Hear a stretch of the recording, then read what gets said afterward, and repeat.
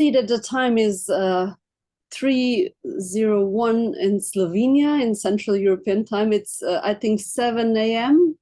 where Peter is. Is. It is. Good morning to the Americans that are now joining us.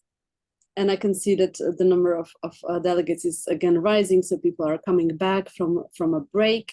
There are around 70 to 100 people on the online at the moment, but altogether, I think we have around 300 or more than 300 participants. So it's quite a nice community that we are here. So I hope, dear guests, dear participants, you managed to have some good break, and we welcome you for this last session for the day. We have quite an esteemed speaker to present right now. This is Professor Gutierrez, who is a psychologist and executive vice president of innovation at LivingWorks. He'll present a little bit on that, I think. So he's a person who has done a lot of research, led major federal funded projects. And this includes the topic that he'll address today, which is the military service members and their suicide attempts. So we are very much looking forward, because we were just listening to a colleague of mine who addressed the correctional officers, so another masculine population, so to say. And I think in a way, this still represents also a part of this culture. So I'm very thankful, Peter, for you to wake up very early and for you to give us, to give this talk, and then we'll able to have some discussions later on. So again, attendees, colleagues, please be reminded to put some questions in the Q&A section. And now I give the floor to Peter. Thank you. Thank you. Let me get my slides shared. Hopefully this works. That's fine. That's fine. Is that fine, or do I need to swap the settings again? You don't need to swap. Maybe just check if it's working with one. Okay. Did it change? Yes, it changed. So all fine. Okay, perfect. All righty. Well, then I will jump right in. Good morning to those of you in North America. Good afternoon to those of you in Europe and other parts of the world. And if anyone in Australia is still up, I'm impressed, and welcome to you as well. So I'm going to talk about work that I did a few years ago when my good friend and colleague Thomas Joyner and I were co-directing the Military Suicide Research Consortium, and going to be talking about the role of the symptoms of PTSD in understanding how to work with service members who have a history of interrupted or aborted suicide attempts, and some of the sort of unique challenges with that. I'd like to acknowledge my co-authors on the article that informs today's presentation, Drs. Chu, Wilkes, and Joyner, and my many colleagues from the MSRC who worked on the parent study, whose data we analyzed for the results that are embedded in my talk today. It was a large team. It was a very large study, and it took really a team effort to get us to the end. And most importantly, I would like to acknowledge and thank the hundreds of military, actually over 1,000 military service members of the United States who volunteered to participate in our research and help us to better understand how to manage suicide within the military population.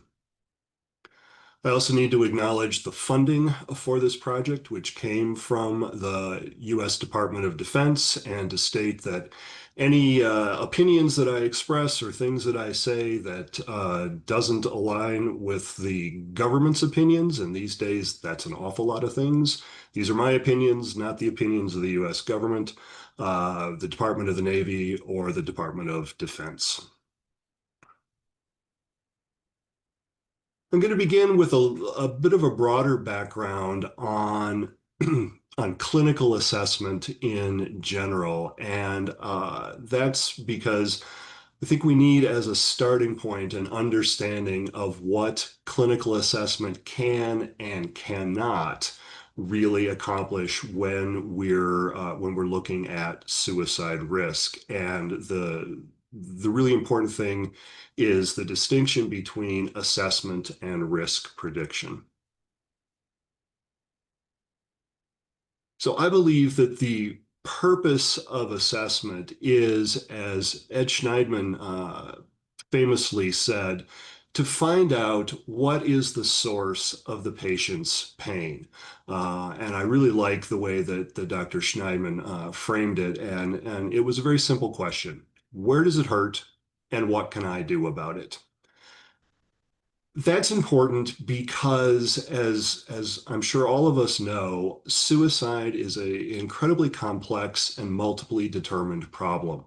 And even though there are broad categories of risk and protective factors, each person who experiences a suicidal crisis reaches that crisis through a different series of events, different combinations of life experience, of genetic factors, of mental health concerns. And so you need to understand the individual person who you are trying to help. And that is really what good clinical assessment can allow you to do, is to begin to develop an understanding of what was this individual's pathway to the current crisis that they're in. Because if you don't know the major sign points along that pathway, you can't possibly figure out how to best help them on their journey to recovery and growth and getting through the suicidal crisis that they're experiencing. There are many tools available to clinicians to aid in assessment, and there are strengths and weaknesses of all of them. And I think, really ideally, you want to use a combination of methods. So there are very good standardized clinical interviews, but there are also open-ended interviews that are guided by the content of the discussion that you're having with the patient in the moment. There are well-validated questionnaires that help you assess specific risk and protective factors. There are many, many checklists available. Those typically are more useful for screening purposes than really clinical assessment, but you may find some value in them in assessment as well. Regardless of the combination of methods that you use, I encourage you to think of assessment not as something you do once and never return to, but as an ongoing process that is embedded in your work with the patient. So for therapists, you want to be regularly assessing their thoughts about suicide, whether they're engaging in self-harm behaviors, what sorts of progress they're making in the treatment. And the only way to do that is to be regularly assessing throughout your work with them. And remember, the starting point is why and how do they hurt? What's the source of their mental pain? Because that is what helps you determine how are you going to provide the best quality care for them and have the greatest chance of helping them work through the crisis that they're in.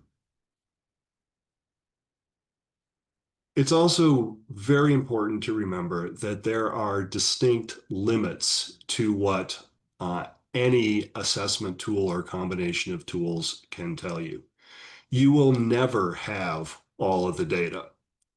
People withhold information, sometimes intentionally, sometimes unintentionally. Human memory is incredibly fallible, and so people may forget things that happened, or they may not remember them exactly the way that they happened. So all assessment data that you have should be considered tentative. Tentative is a good word for it. It's also important to know that facts change. as people progress through treatment and as they're engaging in their daily lives, new things happen. And so what was true in terms of their suicide risk profile, perhaps when you did an initial intake assessment with them, after 4 or 5 weeks of treatment, the facts may have changed. The factors that are involved with their suicide risk interact with each other, and time is one of the variables that those factors interact with.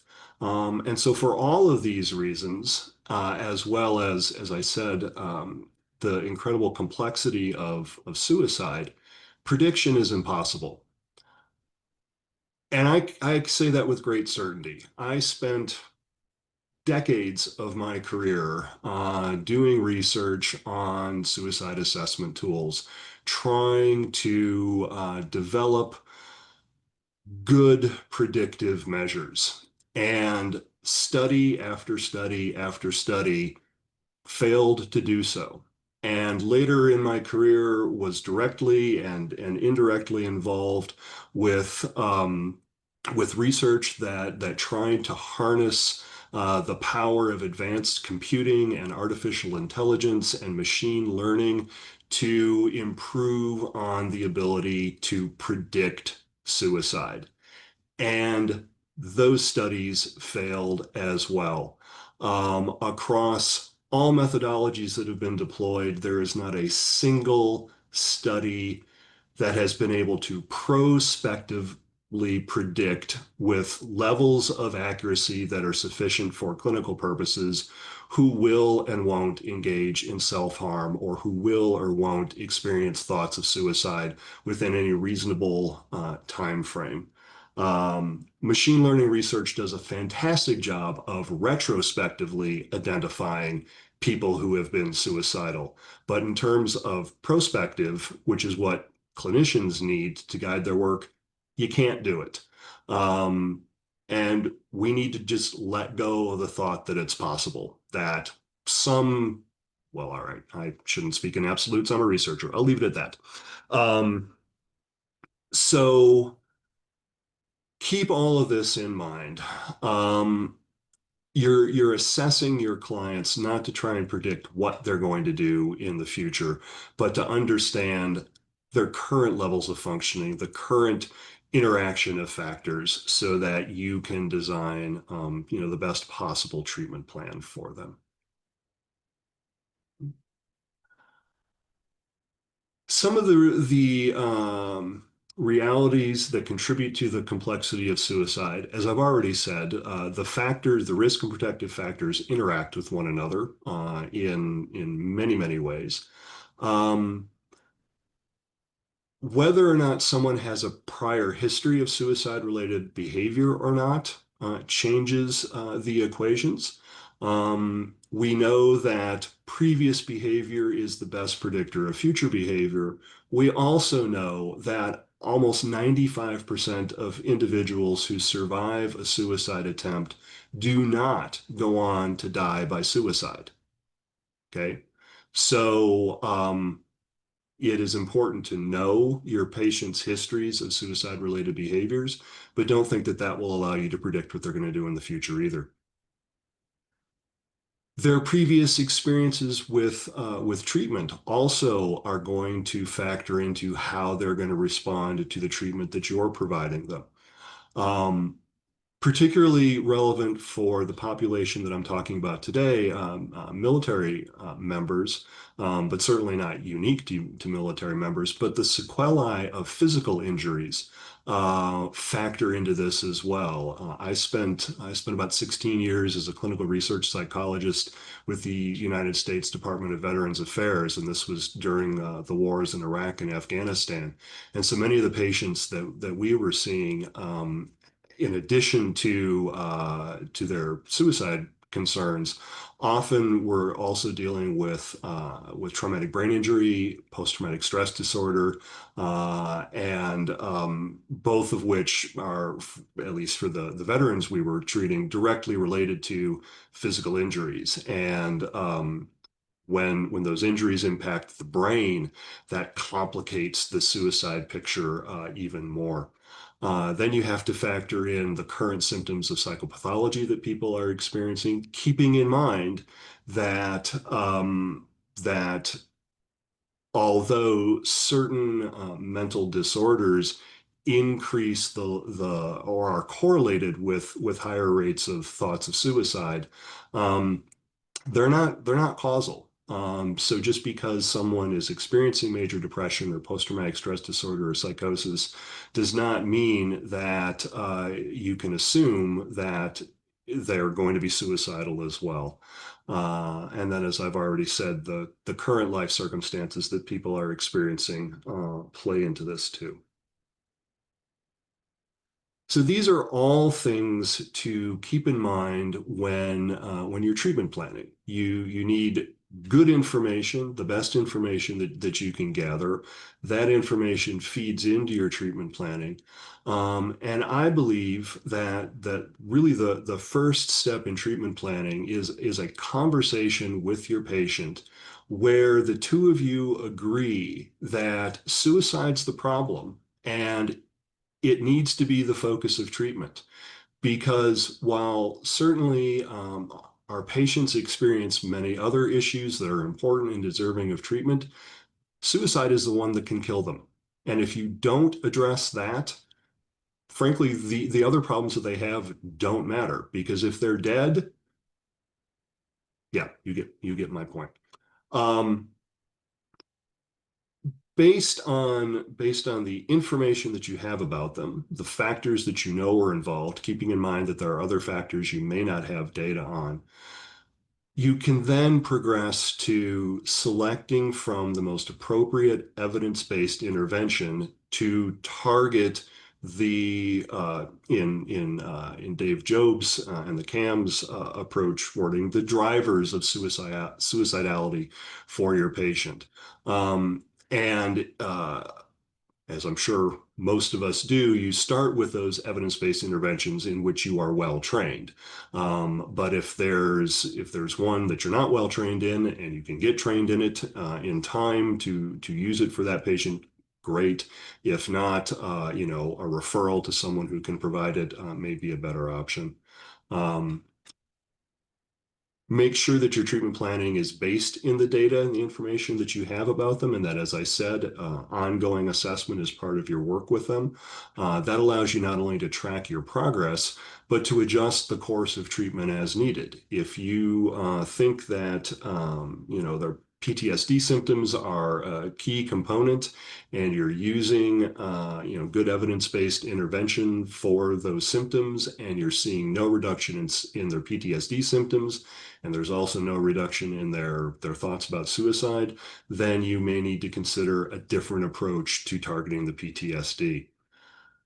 And this is hard for clinicians to hear, although I think it's also sort of stating an obvious, but no treatment is effective for everyone. And as clinicians, we need to be persistent.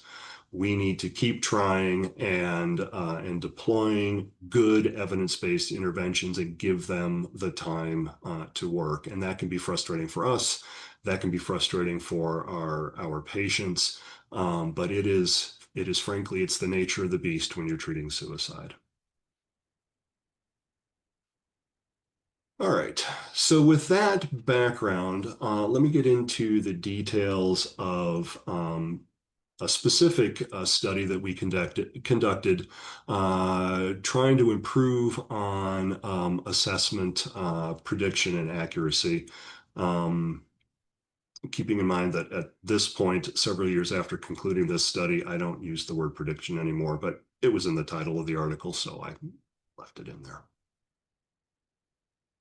All right. So this was we used data from a previously conducted study. It was all active duty service members in the United States. The baseline sample size was a little over 1,000 service members. They were they were being seen in two military treatment centers at large military installations, one in the southern United States, the other in the southeastern United States. And the service members were from all the branches of the U.S. military, including the Coast Guard. And the overall question of the primary study was, is there an optimal assessment tool or a combination of tools that can allow us to predict suicidal ideation and attempts within 3 months?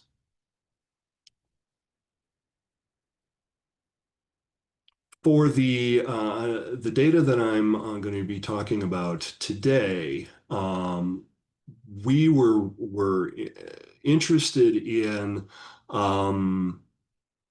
the role of aborted and interrupted suicide attempts in understanding current suicide risk. Because a large body of prior research has indicated that those two types of experiences convey suicide risk that is in addition to other known risk factors, such as current mental illness diagnoses and family history of suicide. And so we hypothesized that there may be something about these two types of prior experiences that are conveying a differential risk. And so we're hoping to tease that apart a bit better. And also, as I said earlier, we know that post-traumatic stress disorder is common in service members and is correlated with suicide as well.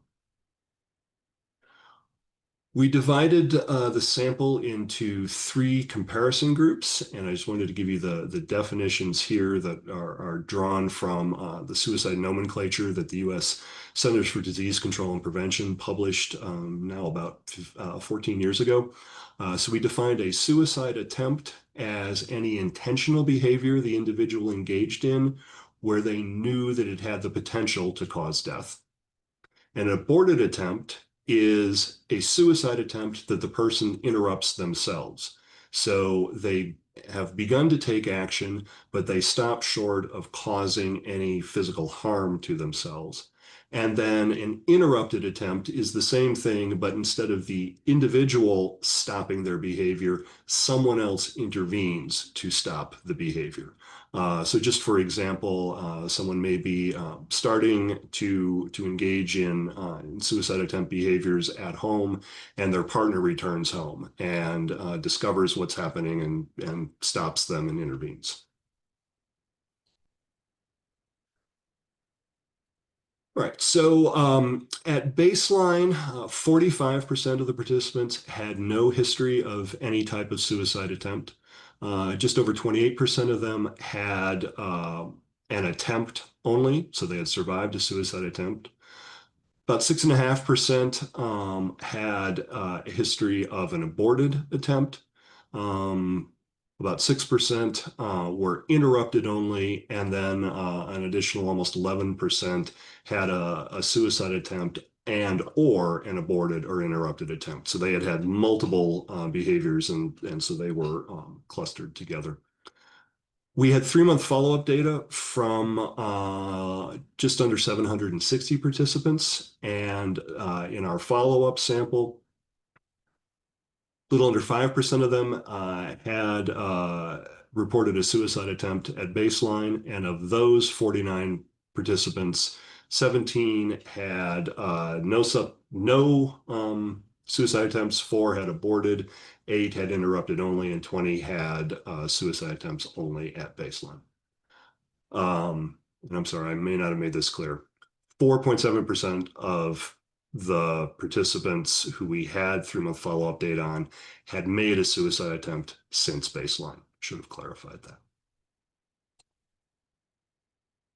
In terms of demographics, we gathered information on the participants' age, sex, race, ethnicity, and military combat experience, and then suicide-specific information from the self-harm behavior questionnaire, the Columbia Suicide Severity Rating Scale, and then what we called the MSRC Common Data Elements, which was a set of items that were drawn from a large number of valid and reliable assessment tools that we required every single study funded by the MSRC to include in their assessment protocol. And for these analyses, the common data elements items that we included were on anxiety sensitivity because of our interest in PTSD, alcohol use disorders, hopelessness, thwarted belonging, one of the constructs from Joiner's interpersonal theory of suicide, severity of insomnia symptoms, and PTSD symptoms.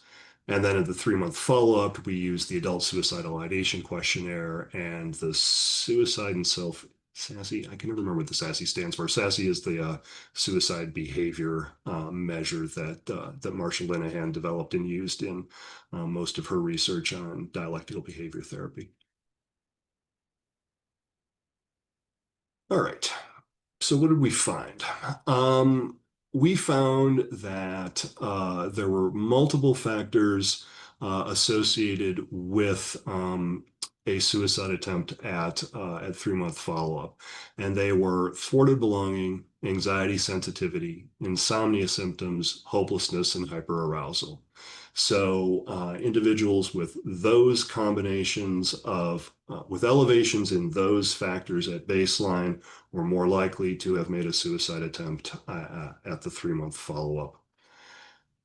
And those participants who had any type of suicide attempt also were reporting higher anxiety sensitivity and hyperarousal compared to those with no suicide attempt history. And finally, participants with an interrupted or an aborted suicide attempt were reporting much higher levels of PTSD, hyperarousal symptoms compared to those with a history of suicide attempts. We also found, and probably not terribly surprising, that participants who had suicide attempt history at baseline were reporting more severe suicidal ideation than those with no history of past attempts, and that the severity of their ideation was higher in those with a history of attempts compared with a history of aborted or interrupted attempts. So these findings really were reinforcing our hypotheses that we were going to see differences across the 3 groups of suicide attempt behavior. At the 3-month follow-up, participants with any suicide attempt history reported more severe suicidal ideation compared to those with no suicide attempt history. And there were no differences as a function of whether their suicide attempts were aborted or interrupted. Having a history of aborted or interrupted attempts was associated with greater chances of a suicide attempt relative to those with a history of a suicide attempt.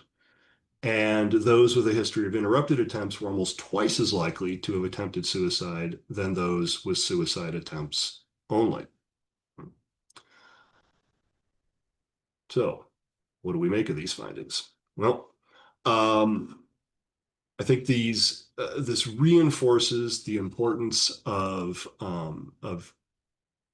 detailed clinical assessment because we were absolutely finding differences across these groups, and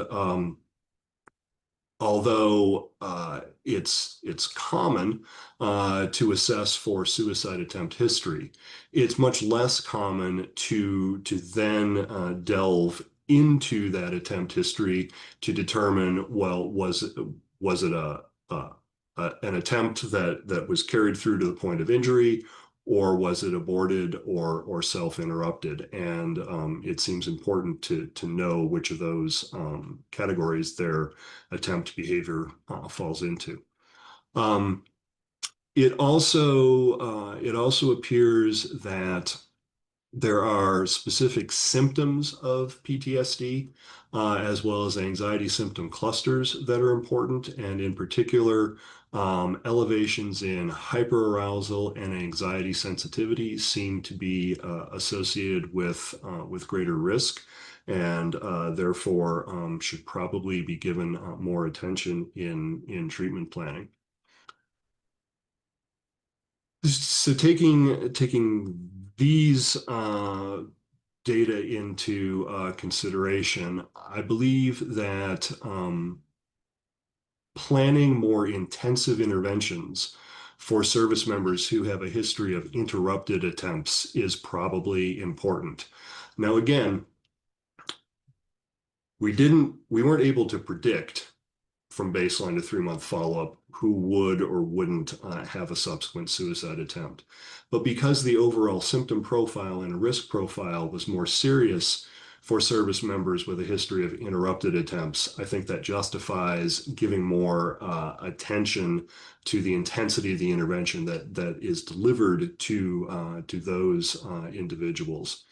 And when you uncover through your assessment process that a patient has a history of any type of suicide attempt, then it's probably going to take more work, more intensive interventions to reduce the amount of ongoing thoughts about suicide that they're experiencing, and of course, by extension, reducing the suffering being caused by that suicidal ideation.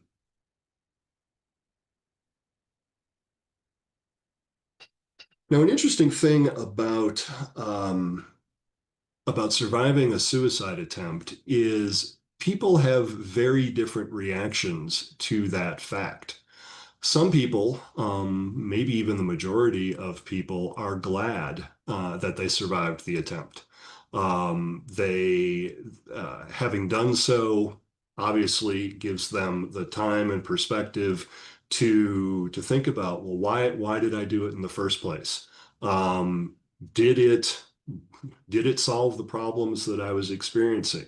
What impact did it have on myself, on my friends, on my family members? And because of their reaction to that, they may say, I don't want to attempt again. And I think those are the individuals for whom prognosis and treatment is probably much better because they're probably more amenable to trying additional interventions to address new thoughts of suicide and to keep from progressing far enough down the pathway that they make a subsequent suicide attempt. Now, on the other hand, there are individuals who are very, very unhappy that they survived the attempt. And those are the ones where their current risk is probably much higher and where the intensity of the intervention needs to be much greater. What we weren't able to tease out from these analyses is whether self-interrupted or being interrupted by other factors into their thoughts about having survived the attempt. So the overall message is when your patients have a history of previous attempts, take the time to really explore how do they feel about that? What are their thoughts about having survived the attempt? How is that playing into the current thoughts of suicide that they're having, and make sure that that's part of the data that's informing your ongoing work with them. Um, that really speaks to to this next point, and that is that it's essential that you're assessing throughout treatment, that you're collecting information every time you're seeing your patients, and that you're using that information to adjust your treatment approaches accordingly. Um, and finally, combining suicide-specific interventions with evidence-based treatments for PTSD and anxiety when those are issues is not only appropriate, but again, particularly in military populations and in other populations where physical injury and these psychological disorders are prevalent. It's essential that you be using good evidence-based treatments for them, and that you're selecting your treatments based on the pieces of the equation that you're trying to address. There is no one size fits all intervention, and often you need to combine interventions to have the greatest impact. All right, it's the big take home message, and I'm leaving lots of times for questions unless I somehow manage to talk about this last slide for 7.5 minutes, which I don't think I'm going to do. The details of your client's, patient's suicide attempt history matter, and it is absolutely worth your time to thoroughly assess that. And I say this recognizing that in many clinical settings, your time is limited, and I don't have a solution to that challenge for you other than to say it's time well spent.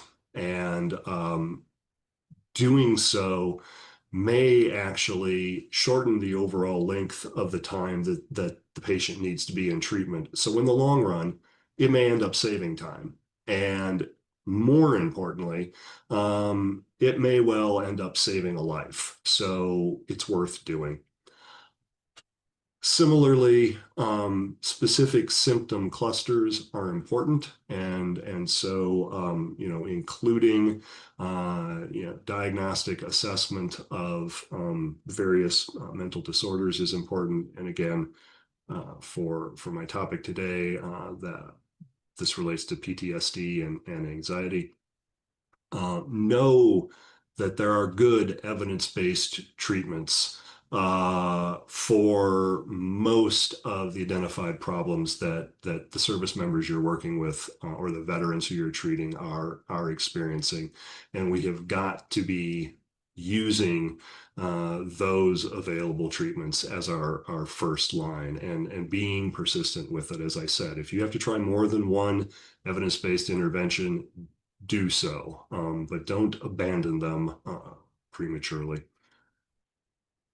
Finally, when you combine effective treatments with ongoing assessment, you really can help your patients get through a crisis, get on a pathway to truly recovery, and ultimately to growth and leading the kind of life that they want and deserve to lead. Where, again, taking a page from my friend Dave Job's book on CAMS, Dave talks about putting suicide in the rear view mirror for his patients. He uses the analogy of the therapist and the patient are sitting next to each other in the car.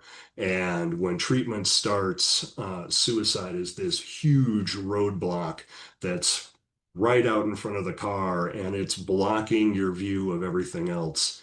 And your goal for treatment is together to figure out, how do we navigate around that roadblock? How do we put it behind us where we still see it in the rearview mirror? Because the reality is, suicide was a problem for this person. Their life was being threatened by it, but they've moved past it, and now they can see the horizon.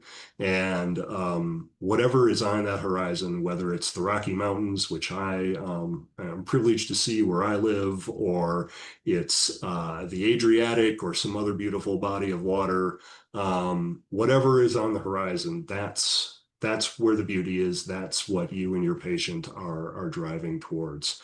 And so that's the charge that I leave you with today, combining good quality assessment with to develop a good treatment plan, selecting appropriate evidence-based interventions, putting it all together, and driving towards a better horizon for your patient. And with that, I will put up my email address and the LivingWorks website if you're curious about what I'm currently doing, or if you want to email me with a question that we don't have time to answer today.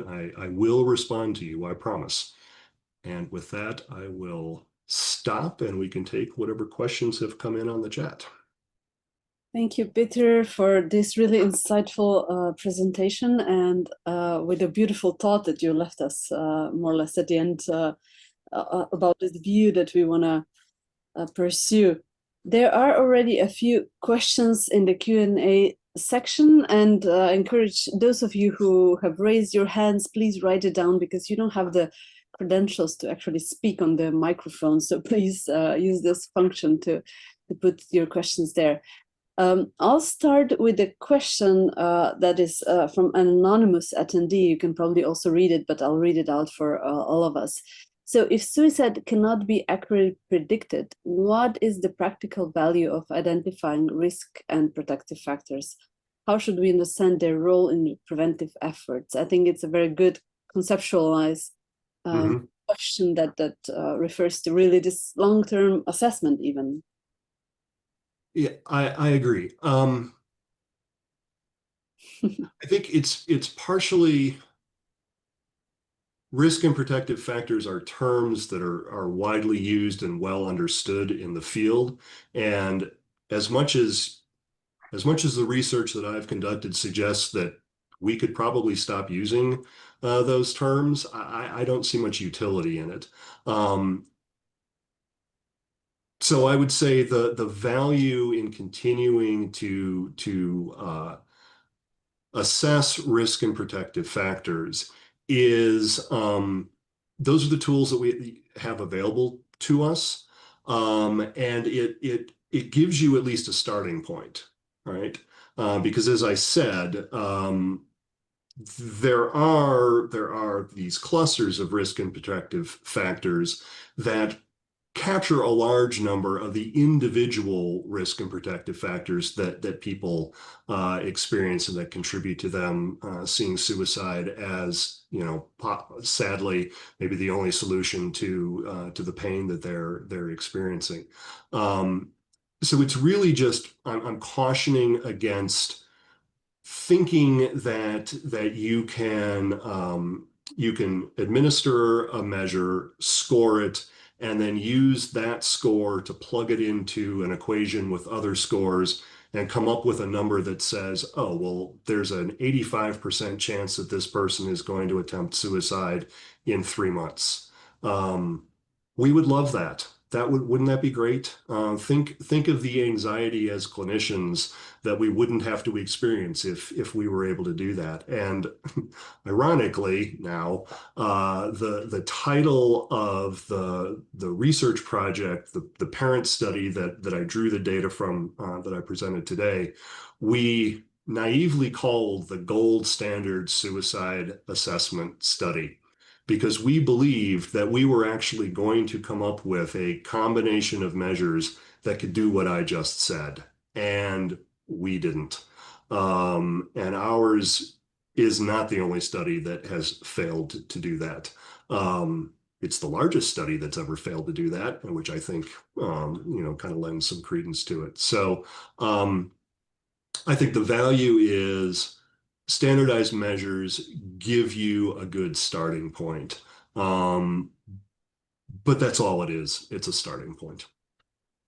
Would it, Peter, if I follow up on this a little bit, would it also make a difference if we say it's, a prediction for that day? So it gives a short term kind of assessment rather than, 3 months is, it seems short, but it's rather long time. A lot of things can happen in 3 months. So I always say it's really like for this day, it gives me more information as a clinical practitioner than, assessing with this, I don't know, 85% accuracy. Sure. Well, I don't have any data on that, so I'm reluctant to talk about shorter time frames than 3 months. But I think you make a good point, and I think there's value in asking your patients how safe they feel right now. In in cognitive behavioral therapy for suicide prevention, for example, you begin every single session with a very quick check on the current intensity of thoughts of suicide, whether or not they've engaged in any self-harm behavior since the previous appointment, and essentially how safe do they feel now. There's old research from, I think it was maybe even the early 1990s, that compared clinician prediction of future suicide behavior to patient prediction. Patients were much better predictors. They know themselves. So while I wouldn't call it a prediction assessment, I would say there is good value in asking your patients every time you see them, how safe do you feel? And one way to do that, kind of naturally work that into the session, particularly if you're using one of the evidence-based interventions that relies on safety plans, is as you're reviewing the safety plan and talking about, well, how which elements of it did you use, how helpful was it? You could add another question, say, how safe does this plan help you to feel?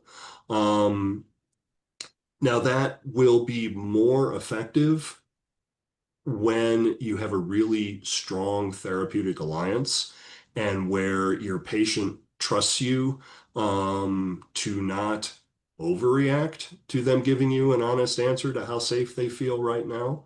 Um, but I think that's worth doing.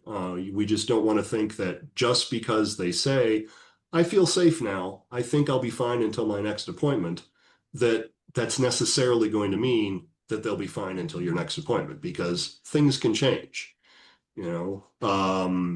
People often go from stable and at really low risk to quite elevated risk in a short period of time. But the reality is it goes in the other direction as well. The research that's been done in the United States on the effectiveness of the crisis line. One of the elements that was looked at was the overall duration of the phone call, and as little as 15 minutes of talking with an empathetic listener who doesn't panic because you're talking about suicide is often all that's needed for someone to get through a moment of crisis. The safety planning research, shows similar things. Something as simple as a written down list of things that I can do to keep myself from acting on my thoughts of suicide may be sufficient to help me stay safe. So I think those are all important things to keep in mind. Thank you for elaborating this a little bit more. Now we have 3 more questions and maybe a few more from my side, but let's see. Nina Kruchne, our colleague, is asking, actually, first thanking you for the insightful presentation, but then asking another question about, so you're mentioning that when someone is not satisfied with surviving a suicide attempt, the intensity of intervention needs to be greater, needs to intensify. Now, she's asking, could you explain what that means in practical terms? And I was actually also thinking, what does that mean? Does that mean we need to follow up the person daily, weekly? How do we navigate that? I think the practitioners that are maybe on the call, that might be very insightful information. Sure. I think it will look a little different for each individual. But I think a starting point is how often are they going to be seen in treatment, right? I know in a lot of settings, you don't see your patients every week. They may have an appointment with you every 2 weeks, every 3 weeks, sometimes maybe only once a month. And so for those individuals, having that data about them may be the rationale that you use to say, actually, I need to see this person weekly. But again, that doesn't necessarily mean that the overall course of treatment is going to end up being significantly longer, because delivering treatment more often may also lead to faster reduction in symptoms and a faster course to recovery. I've referenced CAMS a lot, and in part because I've done a lot of research on it, and I find it to be a really valuable tool. In the CAMS approach, patients are seen weekly. Sometimes they're seen more frequently than weekly. And again, that's often not an option in many settings, although there are creative ways to get around it, especially now that in many places, the telehealth appointments and video appointments have become widely accepted. So you may be able to see people more frequently because you can schedule a 15-minute, video appointment with them in between, in-person sessions. But in standard CAMS care, 16 weekly appointments is the course of care for most individuals, including service members who came into treatment at very high risk of suicide, with the caveat that that doesn't mean we can predict anything. So I would say that the definition of more intense treatment is going to be unique to the individual, and it's going to be informed by the assessment data that you have, but also by, here's a shocking thought, asking your patient, what do they feel comfortable with? Do they think that if you see them once a week, that would be more helpful than seeing them every other week or once a month? So it's really tailoring the intensity, the frequency of the treatment to their specific needs. And it could also mean that you're combining more than one evidence-based intervention.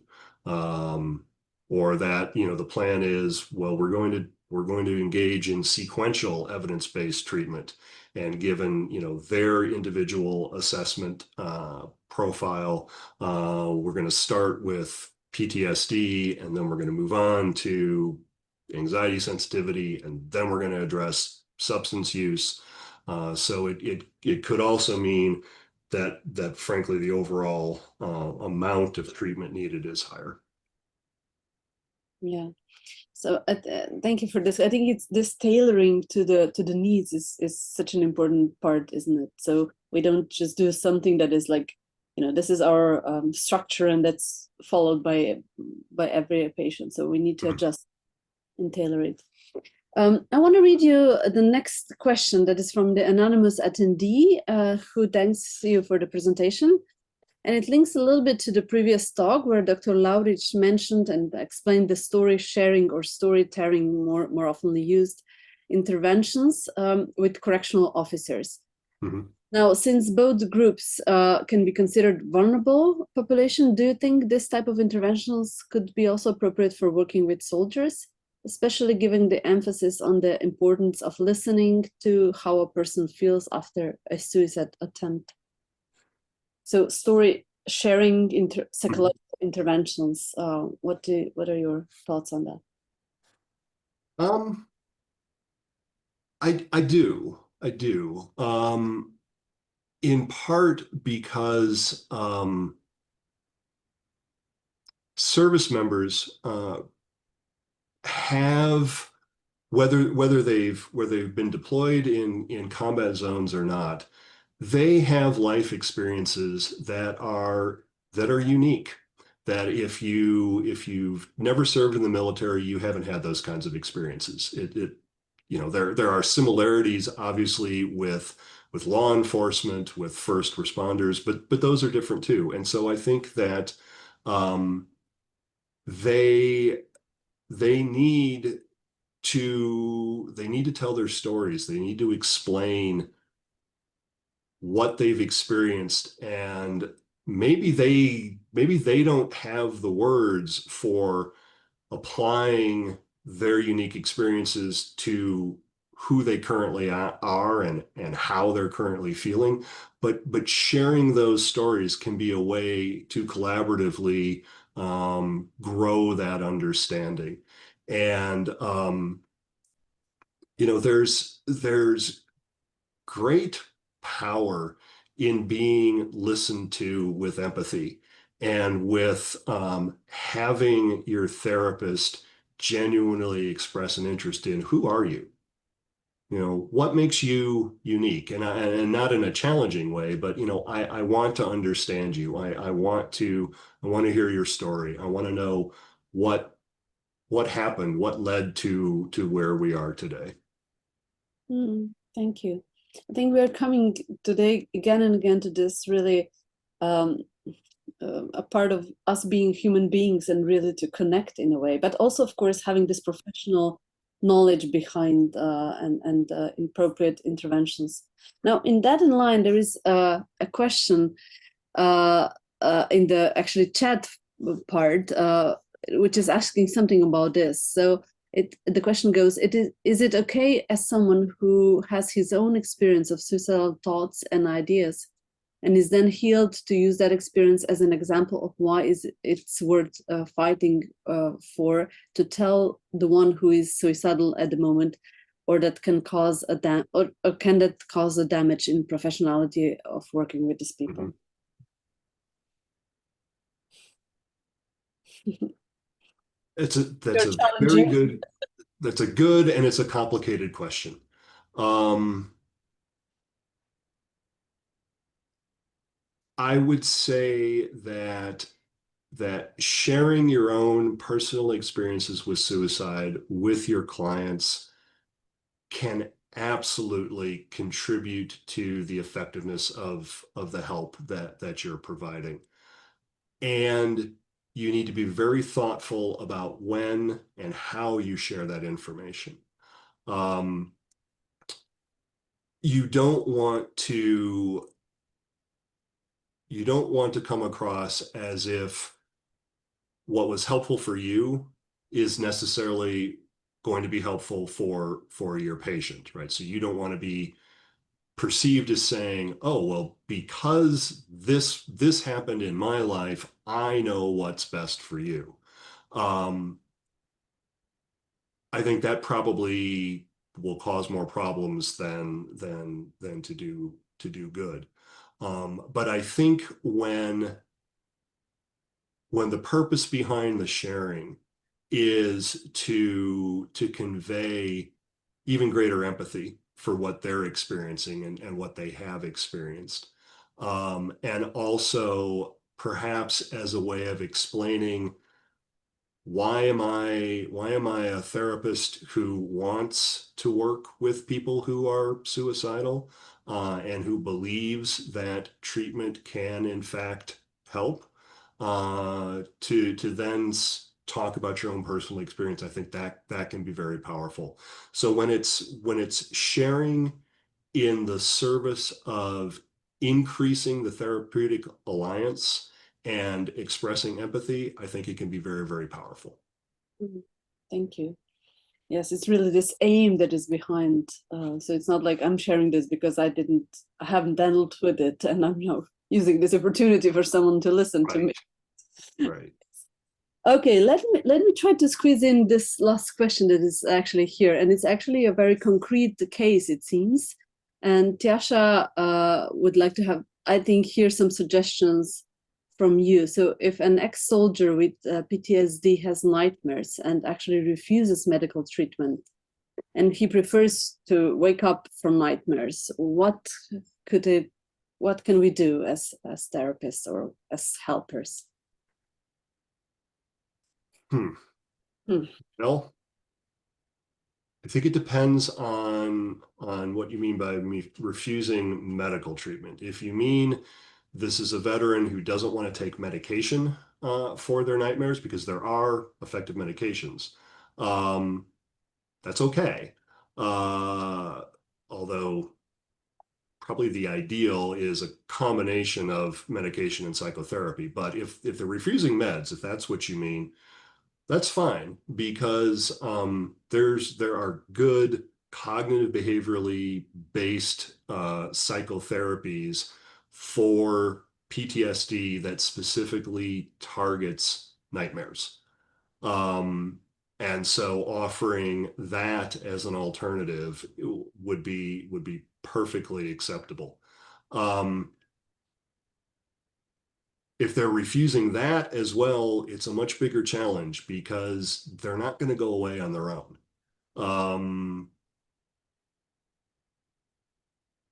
So what I might suggest is using their treatment refusal as an opening to explore why. Why don't they want that treatment? You know, are there other treatments that they would find more acceptable?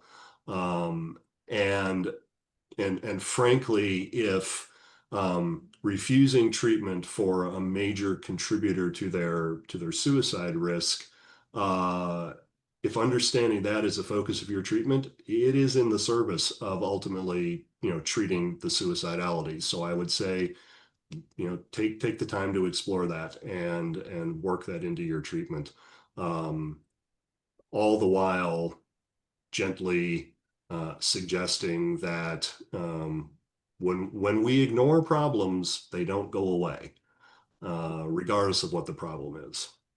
Exactly, yes. And then how long are we going to wait until it Right. gets magically better? It's probably Right. And how much suffering are you enduring because we're waiting? yeah. Yeah. Peter, I think we have used a lot of your knowledge and experience in this discussion. It was really fruitful. And I think we have opened a lot of interesting topics and driven from your lecture. So I really want to thank you for not only bringing this scientific and clinical part, but also your personal part in terms of, you know, saying what you feel, what you think, what, you know, with all of this challenging, I think, discussion questions. It's also bringing yourself to us in a way. So thank you for waking up so early again and being with us at this stage. You're very welcome, and I hope day 2 of the conference goes well for everyone, and that you've learned a lot today, and you're taking a lot away to think about. Thank you. Wonderful. So let me also use this final words to say thank you to all the speakers, to all the participants, and also to my team that has managed to solve all the technical problems and everything behind the scene. So I think things have run smoothly today. I hope that you have found it interesting and that you will have the chance today to rest, to take care of yourself. Because one thing that we haven't addressed is really how to overcome the burnout in the people who actually work in this field. So I have promised to maybe address this issue a little bit tomorrow at some point. So hopefully we'll have time for that. But you know, to make sure how to overcome it for the day, please rest, take in some pleasure activities, make sure to really engage in something that will fill up your energy levels. So thank you everyone for being here, and I will see you tomorrow a little bit before 9 o'clock Central European time. So thank you all and see you. Bye-bye. Thank you again, Peter.